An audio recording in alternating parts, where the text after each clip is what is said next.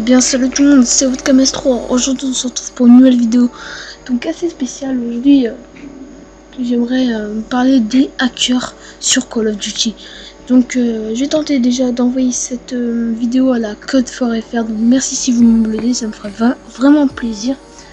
Donc alors déjà qu'est-ce que c'est les hackers? Donc les hackers c'est ceux qui rajoutent des choses qui ne font pas partie du jeu avec une clé USB ou une PS3 jailbreak.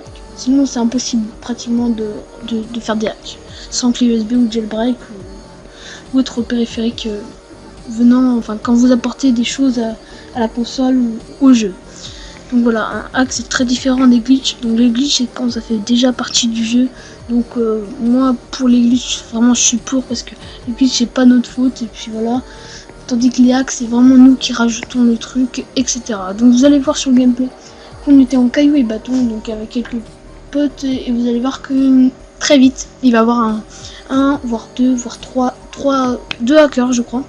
Donc ils vont avoir des LSAT en munitions limitées, des Tomahawk en munitions illimitées. Donc déjà, est-ce que j'ai ragé? Non, pas du tout. Au contraire, parce que sur Black Ops 2, on en voit très peu. Et bon, après, on se dit qu'ils font ça aussi pour... Voilà, c'est assez fun. Enfin, moi, je rage pas trop, parce qu'après, sur Black Ops 2, c'est assez rare. Mais voilà, après, les hacks sont très pas appréciés. Enfin, c'est pas français, mais voilà, ils sont pas du tout appréciés, les hacks. Mais c'est normal en même temps. Donc voilà, aujourd'hui, j'aimerais lancer un petit débat au niveau des hacks. Donc voilà. Alors déjà le hacker, comment il fait déjà pour avoir ses mods? Donc ces mods c'est très simple. Donc soit il a une PS3 qui est jailbreak, donc pour avoir des mods vraiment énormes. Donc bien sûr quand vous avez acheté une PS3 jailbreak vous les avez pas directement, après il faut faire quelques trucs. Ou sinon il y a les, on va dire les hackers débutants, donc qui ont une PS3 normale et qui ont une clé USB et qui vont donc charger des sauvegardes sur le PC, ensuite les coller sur la PS3.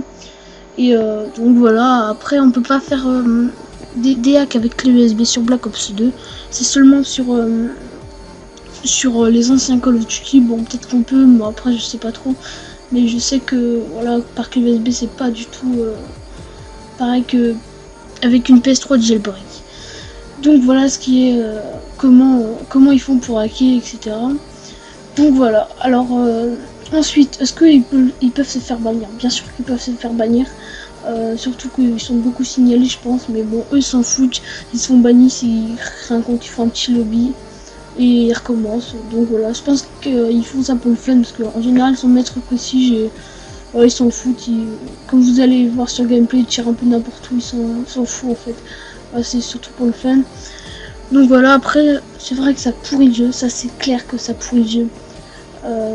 Mais bon, en général sur les nouveaux Call of Duty il y en a très peu, comme Black Ops 2 il y en a très peu, c'est vraiment rare, je vous assure, de tomber sur une partie cheatée. Donc voilà, maintenant on va parler un peu plus des glitches. Donc les glitches, je m'explique un peu mieux ce que c'est. Donc les glitches ce sont des glitches en fait qui... Enfin voilà, les glitches ce sont des sortes de petits hacks, mais c'est pas des hacks en fait, ça peut être des ledges, des trucs d'invincibilité. C'est voilà, c'est vraiment ce qui fait partie du jeu et que vous rajoutez rien, aucun mode, rien. Donc voilà, voilà, après on va dire que c'est plus loyal les glitches, même si bon, des fois il y en a qui font vraiment chier. Par exemple sans zombie, quand vous faites un glitch en zombie en partie publique, donc en quelque sorte vous pourrissez le classement, mais bon après ça c'est moins grave que les hacks.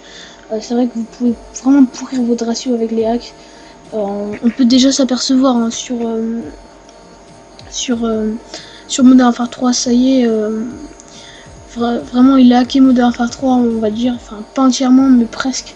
Black Ops 1 c'est la même chose. Donc vous allez voir à un moment dans le gameplay, il y a donc le hacker qui va monter en gravité, qui va perdre ses alsats, etc. Donc je sais vraiment pas trop ce qui s'est passé là-dessus. Mais voilà, de ce qui est des hackers. Donc voilà, n'hésitez pas à me dire en commentaire ce que vous pensez d'eux. Et surtout voilà, ce que ça pourrait jouer. Bon ça, est-ce que ça pourrait jouer? Ça, on peut être certain que ça pourrait jouer. Mais bon voilà, après d'un côté c'est un peu de la faute des créateurs du jeu, j'ai envie de dire. Même si bon après ils sont un peu pour rien aussi. Même s'ils mettent des patchs, etc. Vous allez voir dans le gameplay qu'on essaie de tuer, il est vraiment invincible. Bon après ça nous faisait rire plutôt que d'autres choses, puisque c'est pas toujours qu'on voit ça, donc voilà. Donc après si vous allez sur World at War ou Code 4, vous êtes sûr, enfin Code 4 ça va. Mais Modern Warfare 2, je vous le dis, là vaut mieux pas y aller. Et Code 5 bien sûr. Donc voilà, après voilà. Donc voilà, j'espère que cette vidéo vous aura plu et que vous en avez un peu plus appris sur les hacks, même si c'était vraiment un tout petit, enfin de tout petites informations, etc. Donc au passage, désolé, excusez-moi si vous entendez des petits bruits de fond. Donc voilà, encore merci à la Code Fort FR si vous m'uploadez. N'hésitez pas à dire en commentaire ce que vous pensez. Et moi je vous dis à la prochaine pour de nouvelles vidéos. C'était votre KMS3. Bye tout le monde.